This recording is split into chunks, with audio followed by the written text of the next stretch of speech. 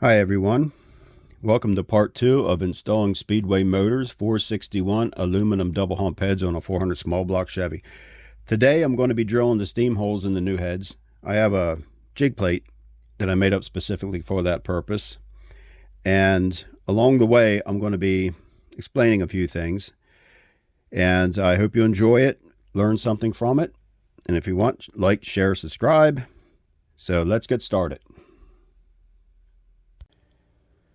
Okay, one of the first things I'd like to point out is that the dowel pin holes on these new aluminum heads are oversized. They're about 21/64, which is about 328 thousandths. The normal dowel pin size on a small block Chevy to mount the cylinder heads is 5/16, which is 0.3125. That would be the nominal size. So what I had to do was make two custom dowel pins here. Both of them have one end that's 0.327 to fit snugly in the cylinder head.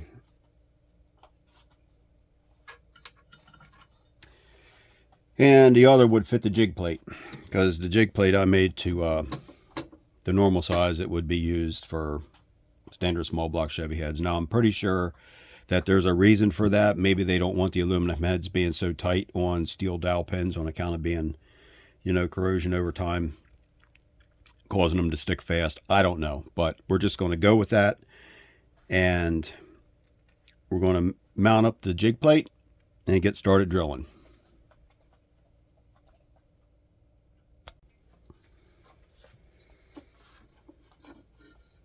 Okay, put the jig plate over our pins. That's on there. That locates that nicely. And I'm going to use a couple of studs.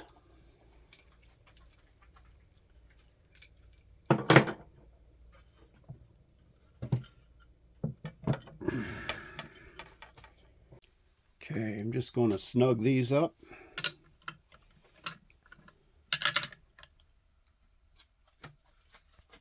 Don't have to kill it. Now remember, you're dealing with aluminum here. They're softer than steel, so don't have to be a gorilla.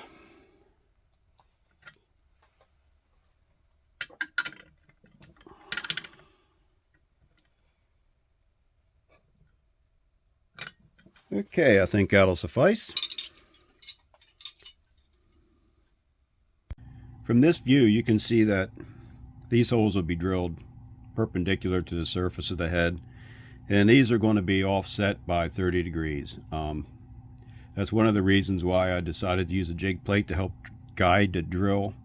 And I don't know if any of you have tried to drill holes by hand at an angle, but it can be a real bear, and so I decided to make it easy on myself. But for time's sake, I'm just going to drill one of each for the video, and then when I get finished with the other 4, then we'll come back. Okay, for cutting fluid, I'm going to be using this Tap Magic cutting fluid made specifically for aluminum, but there's different things you could use for aluminum as a cutting fluid. I've used kerosene. WD-40 works fine if you have that around. Even dish soap mixed with water can work well with aluminum, or even vegetable oil. There's a lot of different things you can use that'll work fine as a cutting fluid, depending on the operation you're doing, whether you're tapping, drilling, milling, turning. But this is what we'll be using. And I have my 1/4-inch drill set up in my hand drill. And let's make some chips.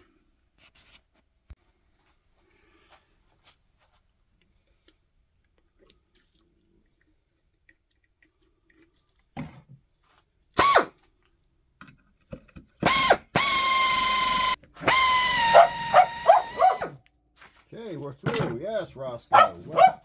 Shh, Roscoe. Okay, my dog's barking in the background. He's all excited. He just doesn't know what that air compressor is. So there, we got that hole finished. Now we're going to move on to this one right here.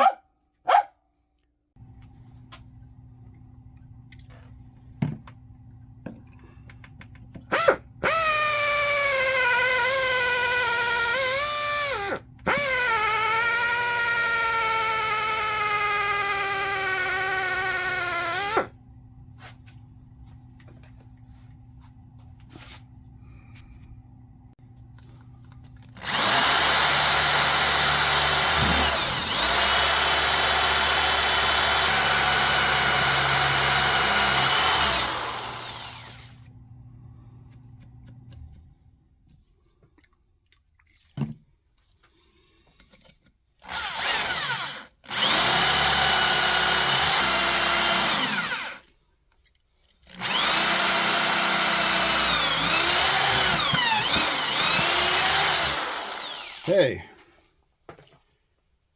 through. Got 2 steam holes drilled. So I'm going to return after I do the other 4, and we'll take a look to see how it turns out. Okay, friends, our first head has been steam holed.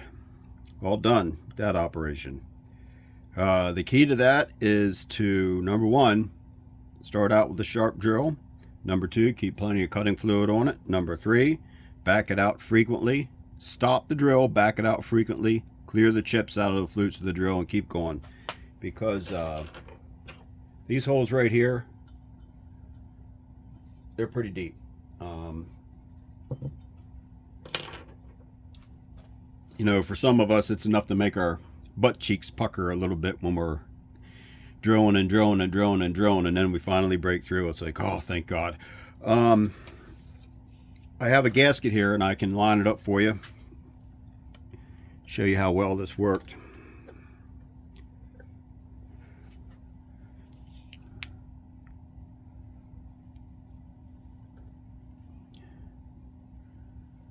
So there, that's not too bad at all. That looks like it came from the factory like that.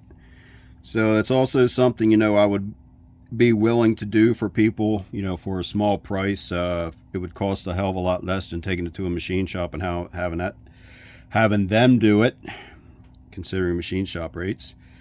I have the equipment to do it, and if you didn't notice, I switched to an electric drill after a while, simply because I had a small pancake compressor that just wouldn't keep up with my pneumatic drill, and the cordless drill, the battery powered one, that wouldn't keep up either. That just killed the battery.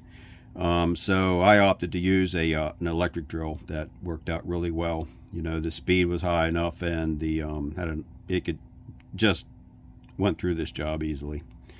So again, if you got anything out of this, if you enjoyed it, got an education, you know, leave a comment, like, subscribe, share, and until next time,